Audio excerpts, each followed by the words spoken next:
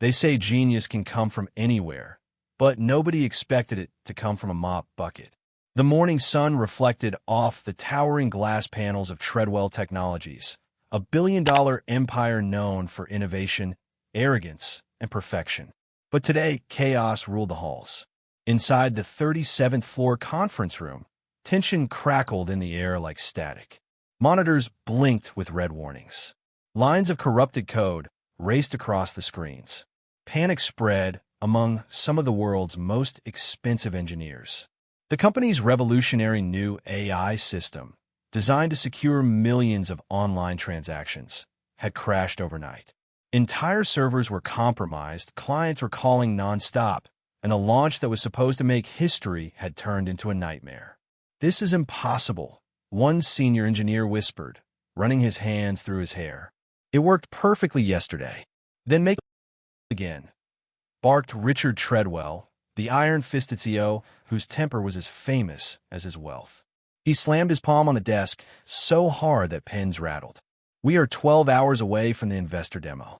If we don't fix this, we lose everything. Contracts, reputation, my patience." The team scrambled, muttering jargon, rebooting servers, rewriting lines of code that led nowhere. No one dared breathe too loudly. Richard paced back and forth, jaw tight, checking his watch every few seconds. Failure wasn't just unacceptable, it was unthinkable. That's when the elevator doors opened with a soft ding. A janitor stepped out, pushing her cleaning cart, humming quietly to herself. She was Angela Carter, known for her kindness and calm presence, the kind of person most people walk past without really seeing. She had been cleaning these floors for nearly 8 years, keeping the offices spotless while the world's brightest minds built billion-dollar dreams. Today, she wasn't alone. Holding her hand was a small boy, Eli, her 12-year-old son. He wore an oversized hoodie, his backpack hanging off one shoulder, and carried an old, sticker-covered laptop that looked like it had seen better days. Angela had no choice but to bring him. Their babysitter had canceled, and she couldn't afford to lose a day's pay. As Angela quietly began mopping near the back wall, Richard noticed her presence. His frustration flared instantly. "You picked a bad day to mop floors, Angela," he snapped without even looking up. "The world's on fire, and you're over here polishing tiles." Angela didn't flinch. She looked up with a small, respectful smile. "Yes, sir," she said softly, "but bad days end, too." Her calm tone caught him off guard for a split second, but before he could respond, he noticed the boy beside her. Richard raised an eyebrow. "Who's this?" "My son," Angela replied quickly. "Eli. He'll stay quiet, sir, I promise. I just didn't have anyone to." Richard cut her off with a dismissive wave. "Fine. Just keep him away from the equipment." Then, glancing at the boy's beat-up laptop, he smirked. "Nice toy you got there, kid. Maybe you can fix my billion-dollar program." "Huh?" The room erupted with laughter. Engineers who had spent years earning degrees and certifications chuckled, relieved for a momentary break from the pressure. Angela blushed, embarrassed. She tightened her grip on the mop handle and whispered, "Eli, don't mind them." But Eli didn't look away. He was staring at the giant screens filled with red code, his dark eyes scanning faster than seemed possible. His small fingers twitched slightly, to type. And then, in a voice calm and clear, he said, "Maybe I can." The laughter stopped. The room froze. Even Richard's grin faded. "You think you can fix this?" Richard asked, amused yet curious. "You?" Eli nodded. "Maybe, if you let me try." A few engineers exchanged looks, half smirking, half intrigued. One muttered under his breath, "This ought to be good." Richard crossed his arms. "You know what, kid? I like confidence. Tell you what, fix this error, and I'll give you my mansion." The engineers burst out laughing again. "Oh, that's a good one," one said. Another added, "Make sure to throw in the sports car too, boss." Angela looked horrified. "Sir, please, he's just—" But Richard held up a hand. "Relax, Angela. It's a joke." Then, looking down at Eli with a smirk that dripped arrogance, he added, "But hey, every empire starts with a dream, right? Go ahead, show us your magic." The boy took a step forward. His sneakers squeaked on the polished marble floor. His hand shook slightly, but his eyes, they burned with focus. "Can I see the code?" he asked. The lead engineer hesitated, unsure if he was allowed. Richard gave a sarcastic wave. "Be my guest. Let the kid have his 5 minutes of fame." As Eli approached the massive screen, every pair of eyes in the room followed him. The janitor's son, the boy with the old laptop, the child standing where only million-dollar minds stood. He glanced over the code briefly, his face unreadable. The engineers leaned closer, waiting for him to stutter, to give up, to realize he was in over his head. Instead, he said softly, "You're running two security subroutines that cancel each other out." "What?" the lead engineer asked, frowning. Eli pointed at the screen. "Here and here. One tells the AI to delete corrupted data. The other tells it to protect the same files. It's trying to do both, so it crashes itself." The room went dead silent. Richard raised an eyebrow. "You mean to tell me our system is deleting itself?" Eli looked up. "Yes, sir. It's not an error. It's a paradox." No one moved. No one spoke. The only sound was the quiet hum of the servers. Richard leaned back slowly, a strange expression crossing his face, half disbelief, half intrigue. "Well," he said finally, "that's a new one." Then, with a crooked smile, he added, "You've got my attention, kid. Let's see if you can prove it." The engineer stared, caught between skepticism and awe. Angela watched from the corner, her heart pounding. The boy turned back to the screen, fingers hovering above the keyboard like a pianist about to play. The bet had been made. The joke had been, and destiny, as it often does, was about to change sides. Eli approached the giant screen, eyes darting across lines of broken code like he was reading a language only he could understand. The room, filled with men and women who held master's degrees, PhDs, and titles like chief engineer, fell utterly silent. The same system that had chewed up and spat out the best minds in the company now sat waiting for a 12-year-old boy with a second-hand laptop to take a shot at it. The AI's mainframe logs flashed crimson, recursive loop detected, core integrity at risk. Every few seconds, the system attempted to restart itself, only to spiral into another self-destructing pattern. It was like watching a brain eat itself alive. One of the senior developers sighed in frustration. "Kid, you don't understand. This isn't some game. That loop has broken every diagnostic we've thrown at it.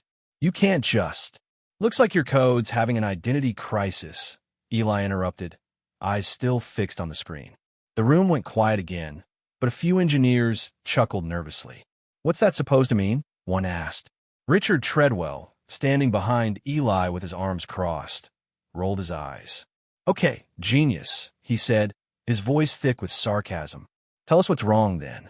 You got 30 seconds before we call security." Eli didn't flinch. He tapped a few keys on the terminal and pointed at two conflicting lines of instruction.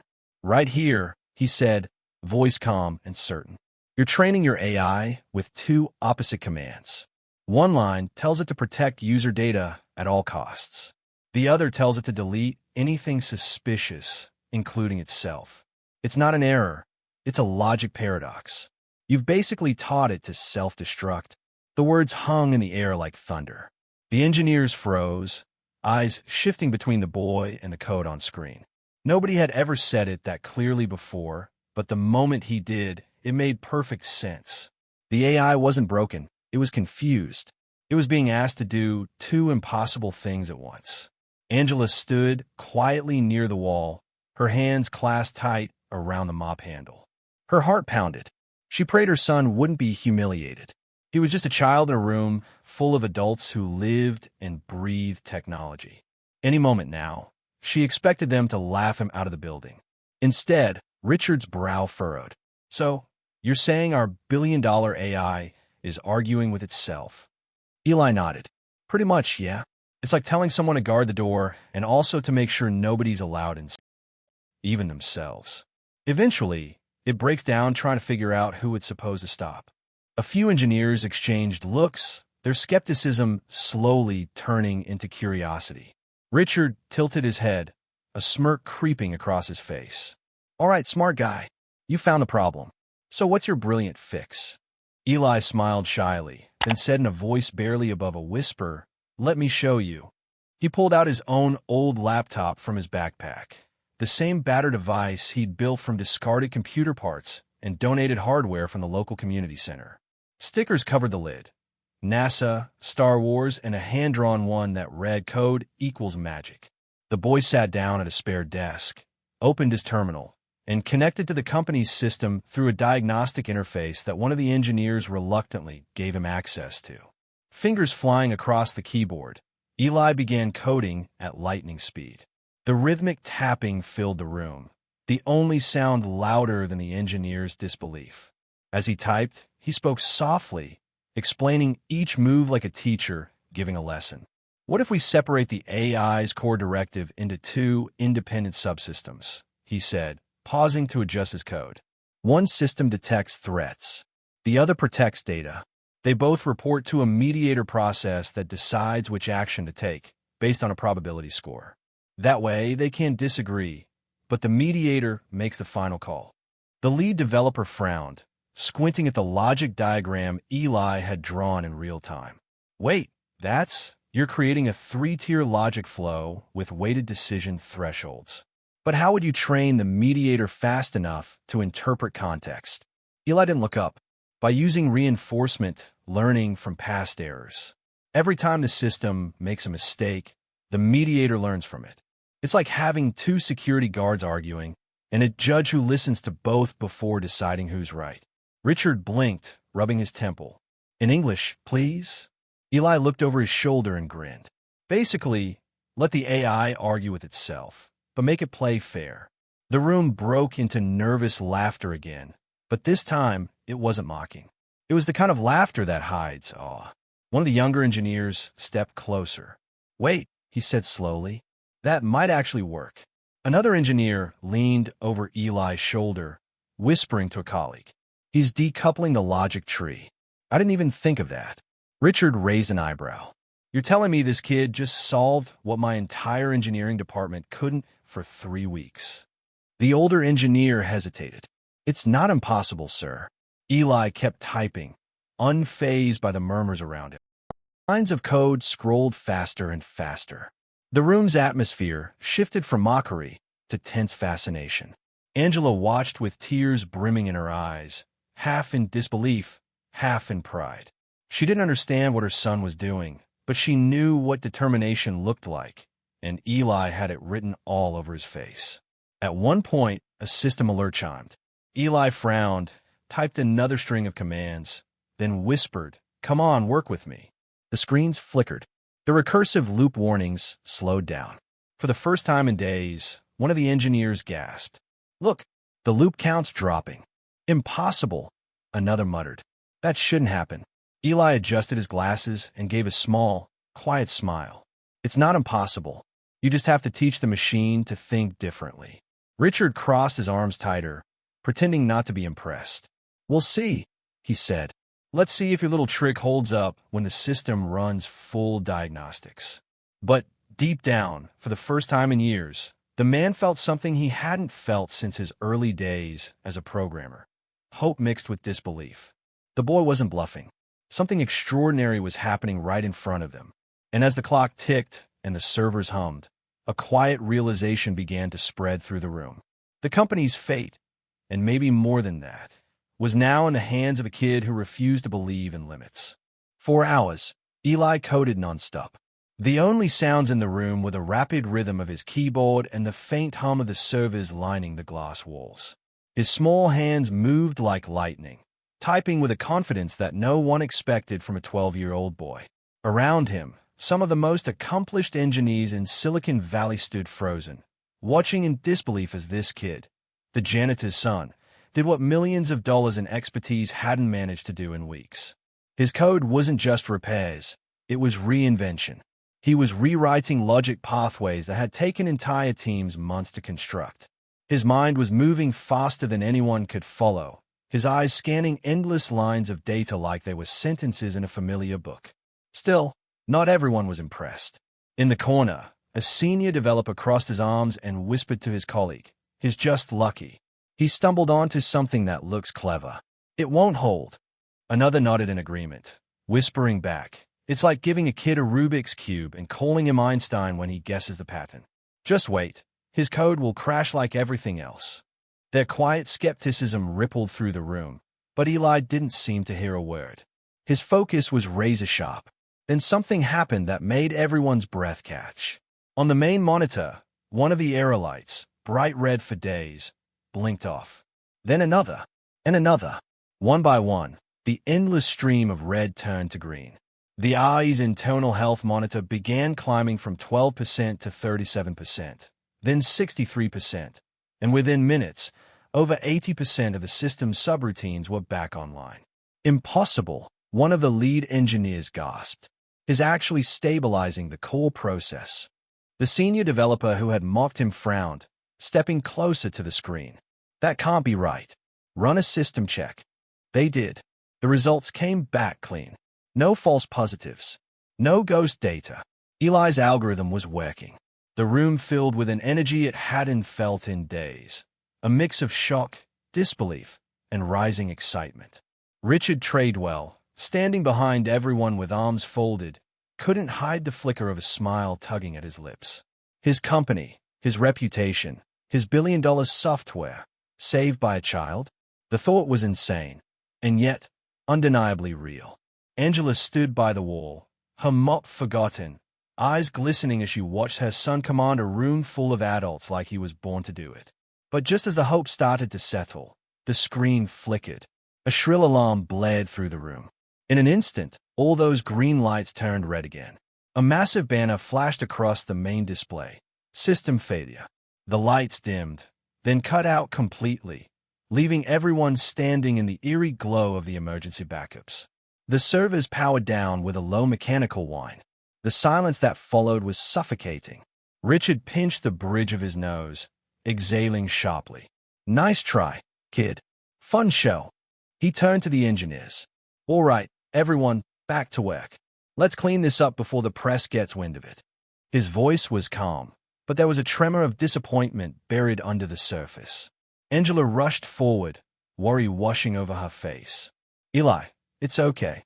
Sweetheart, you did your best. Let's go home. She reached for his shoulder, but he didn't move. His eyes stayed fixed on the dark screen, his mind racing. No, he whispered. It's almost there. It's fighting back. It just needs a push. Richard frowned. What are you talking about? Eli didn't answer. His fingers were already flying across the keyboard again. The engineers looked on, half intrigued, half irritated. Kid, it's dead, one of them said. You can't reboot a collapsed logic core manually. That's computer suicide. Eli ignored them. His lips moved silently as he muttered through the code lines. The mediator's stuck in a recursive call. It's not broken, it's looping. It's trying to save itself but can't complete the handshake. All I need to do is, he trailed off, then suddenly straightened. His eyes lit up. He typed one final command, a simple reroute. A single line that redirected the AI's logic core through an unused backup loop, essentially giving it a second chance at life. He hit enter. For 3 long seconds, nothing happened. The monitors stayed dark. The room felt like it was holding its breath. Angela squeezed her hands together, silently praying. Then, without warning, the lights flickered back on. The servers whirred to life, one by one. The main screen blinked, glitched, and then stabilized. All at once, the red error codes vanished, replaced by a soft green glow. Lines of status updates scrolled rapidly across the display. Reboot successful. Logic core restored. Neural directives synchronized. Then, in bold white letters across the center of the screen, the system displayed, security protocol restored. No threats detected. For a moment, no one moved. The silence was almost holy. And then, as if reality suddenly caught up, the room erupted in applause. Engineers who had doubted him were now clapping, cheering, laughing in disbelief. One of them shouted, "He did it! The kid actually did it!" Another added, "That fix isn't just stable, it's elegant." Richard stood frozen, watching the boy who had just resurrected his company from the brink. The same boy he'd mocked hours earlier. The same child whose mother cleaned his flaws. Slowly, Almost involuntarily, he began to clap too. Angela covered her mouth, tears streaming down her cheeks. "You did it, baby," she whispered through sobs. "You really did it." Eli looked back at her and smiled, exhausted but triumphant. "Told you, Mom," he said softly. "It just needed a push." The engineers gathered around him, examining his code like archaeologists discovering buried treasure. One shook his head in disbelief. "This rewrite, it's genius. The recursive stabilization shouldn't even be possible without a full AI retraining cycle. How did you?" Eli shrugged. "I just listened to what the system was trying to tell me.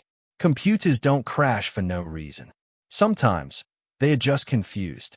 Richard exhaled deeply, walking closer, a strange mix of pride and disbelief in his eyes.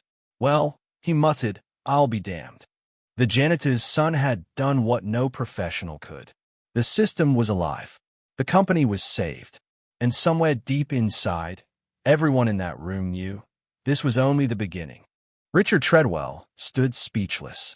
The room that had once been filled with frustration, panic, and despair now hummed with celebration. Engineers clapped, laughed, and shook their heads in disbelief. Monitors glowed green across the wall, confirming what everyone already knew. The system was not only stable, but running smoother than it ever had before. The impossible had been done, and it had been done not by their top developer, not by a genius from Stanford or MIT, but by a 12-year-old boy with a second-hand laptop. Richard looked at the child standing before him, small, quiet, his hoodie slightly too big, his fingers still hovering near the keyboard. And for the first time in his career, the CEO of Treadwell Technologies had no words. His billion-dollar company, his pride, and his legacy had been saved by the janitor's son. Angela's eyes glistened with tears as she stepped forward, still clutching her mop like a lifeline. "You did it, baby," she whispered, her voice trembling with pride. "You really did it." Eli turned to her and smiled, shy but radiant, the exhaustion in his eyes mixed with a glimmer of victory. Around them, the applause continued, echoing through the room like the sound of change itself. Richard finally broke the silence with a laugh. Not the arrogant chuckle of a man used to being in control, but the stunned, genuine laughter of someone witnessing the unbelievable. "There's no way," he said, shaking his head. "Ow! How did you even—" He gestured helplessly toward the screen, where lines of Eli's code still glowed. Eli shrugged modestly. "You were using a single decision matrix for two opposing commands," he explained. "I just made them talk instead of fight." The CEO blinked, still trying to wrap his mind around it. "You made them talk instead of fight," he repeated slowly, then chuckled, rubbing his temples. "That's actually brilliant." Half amused, half amazed, he looked at the boy and then at his mother. "Well," he said with a smirk, "a deal's a deal, huh? Guess I owe you my mansion." The room erupted in laughter again, but this time it wasn't mocking. It wasn't cruel or sarcastic. It was the laughter of people who had just witnessed a miracle. Even the senior developer who had doubted Eli earlier was clapping the loudest, shaking his head in awe. But amidst the laughter, one thing was clear. Richard wasn't joking anymore. Later that evening, as the sun dipped below the skyline, Richard's sleek black car pulled up to his estate on the hill, a sprawling glass-and-stone mansion overlooking the city. Angela and Eli stepped out, stunned by the sight. The driveway alone was bigger than the apartment complex. News vans and cameras lined the street, flashing lights illuminating the night. Word had already spread across social media and major news outlets. Black Maid's genius son saves tech giant. The story had gone viral before they even arrived. Reporters shouted questions as they approached the gate. "Eli, how did you do it?" "Angela, what does this mean for your family?" "Richard, is it true you offered him your mansion?" The cameras clicked relentlessly, but Eli barely noticed. He was staring up at the enormous house, the mansion that moments ago had been a joke and now, unbelievably, a real possibility. Richard leaned down beside him, his tone softer than anyone in the company had ever heard. "You don't have to take the house, kid," he said, smiling. "But you've earned something far better." He paused, then continued, his voice firm. "A full scholarship, mentorship, and a guaranteed position at Treadwell Technologies when you're ready. You have a future here, if you want it. Eli looked up, blinking under the glare of the camera lights. Can my mom work somewhere cleaner than a mop closet? He asked with a small, hopeful smile. The question made Richard laugh out loud, the sound echoing across the stone driveway. Starting tomorrow, he said, clapping a hand on Angela's shoulder. She's our new office manager. Angela froze, her eyes wide. Me? She asked, barely able to process it. Richard nodded. You've kept our building spotless for years. I think it's time you managed more than just the floors. The reporters erupted with more flashes and questions, but in that moment, all Angela could do was cry. She covered her face with her hands as Eli hugged her tightly. I told you, Mom, he said softly. One day I'd change everything. Richard smiled as he watched them. Something inside him had shifted. He'd built an empire on algorithms and ambition, but standing there, he realized something deeper, that brilliance could be born in the unlikeliest of places, that talent didn't always come with a title or a fancy degree. Sometimes it came with a heart, a dream, and an old laptop covered in stickers. As the night stretched on, Richard invited them inside the mansion. The marble floors gleamed under crystal chandeliers, and the media followed from a distance as the cameras continued to roll. Inside, he gave Eli a small plaque from his personal study, the first prototype chip ever made by Treadwell Technologies. For the kid who fixed what grown men couldn't, Richard said. Keep it as a reminder that the world listens when you make it. Eli held the chip carefully, looking down at it like it was a treasure. Thank you, sir, he said. Richard smiled. Don't thank me yet, he lied, because something tells me, one day, I'll be working for you. The crowd outside erupted in laughter again, but this time, it wasn't about a boy's dream. It was about a dream fulfilled. The cameras zoomed in as the CEO, the janitor, and her son stood together at the mansion's entrance. 3 lives connected by one extraordinary twist of fate. And as the flashlights burst around them, Angela whispered quietly, You've changed everything, Eli. Eli smiled, eyes glinting with quiet confidence. No, Mom, he said, holding the chip tightly. We changed it together. Within weeks, Eli's fix became more than just a solution. It became a revolution. Treadwell Technologies, once on the verge of collapse, was now leading the world in artificial intelligence innovation. The algorithm the boy had created, the one that let machines argue with themselves but play fair, transformed cybersecurity forever. Tech journals called it the Eli Protocol, a framework that balanced protection and autonomy in AI systems. Engineers who had spent their lives chasing perfection studied his lines of code with reverence. Conferences across Silicon Valley buzzed with one question. Who was this kid? The story had gone global. The janitor's son who saved AI. Investors poured in billions, eager to back the company that had been reborn through the mind of a 12-year-old genius. Treadwell Technologies' market value tripled in a month. New divisions opened. The company launched products that bore Eli's influence, cleaner, smarter, and more human. But the biggest change wasn't in the code or the numbers. It was in the culture. The same office that once ignored the janitor's presence now greeted her with respect. Angela Carter, who had spent years quietly mopping those polished floors, now walked them with her head held high. Not as an employee to be overlooked, but as someone whose story had inspired an empire. Her badge no longer said custodian. It said office manager. And every time she passed the engineering lab, someone would stop to smile and say, Morning, Ms. Carter. One afternoon, Treadwell Technologies held a press conference to announce their new AI line, powered by the Eli Protocol. The world's media gathered, eager to see the boy who had redefined machine logic.